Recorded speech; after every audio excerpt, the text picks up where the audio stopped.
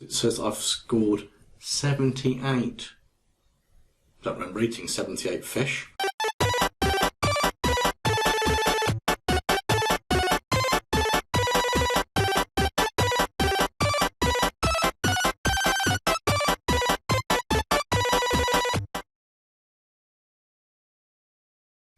Okay, now before I set you the next task, if you think you've solved the last one, can you check something for me if you didn't use the solution video? When you press the green flag, do you find that your fish sits there for a little while before the 3 clones have been created?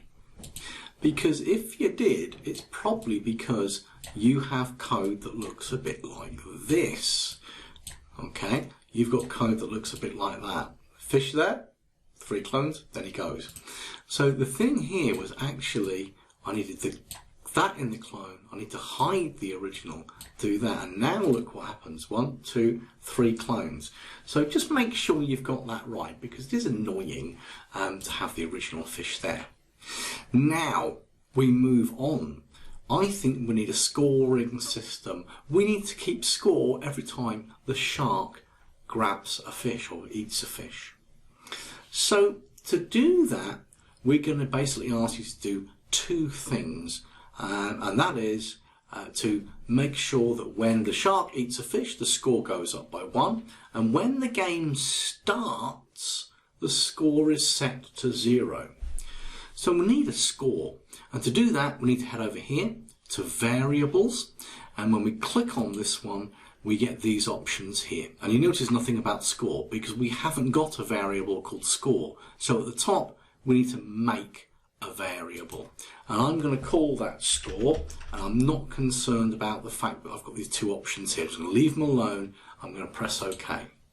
Now the only 2 things that have happened are on the left hand side there's a little orange box called score there, and on the game itself the word score and a score there has appeared. And interestingly enough, you can actually right click and you can choose a large readout. It doesn't have the word score in it. Then you can have a slider, which is interesting, because then if I do this and go back to what it was, it says I've scored 78. Don't remember eating 78 fish. So here's the thing.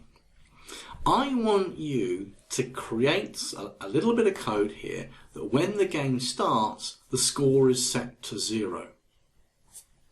Now, here's a little tip for you. We're going to have score, we're going to have lives, we may have all sorts of other things going on with variables later on in this game. So what I want is I want you to set the game up so that when the game starts the score is 0. But I don't really want that code hidden away on the fish or the shark, so we might have lots of other graphics here.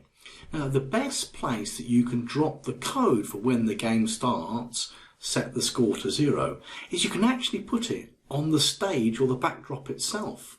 Now you're thinking, oh, I didn't know that, I just thought it was for making pretty backgrounds.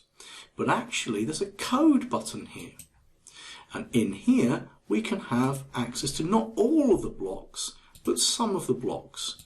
But I certainly can, when green flag is clicked, go to variables and do something to set the score to 0.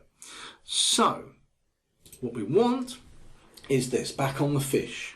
You're going to set it up so when the game starts the score is 0, and every time you eat a fish you increase the score by 1. That's it. See if you can work out what blocks you need, see if you can work out where they need to go, and as per normal there's a solution video coming along if you need a bit of extra help.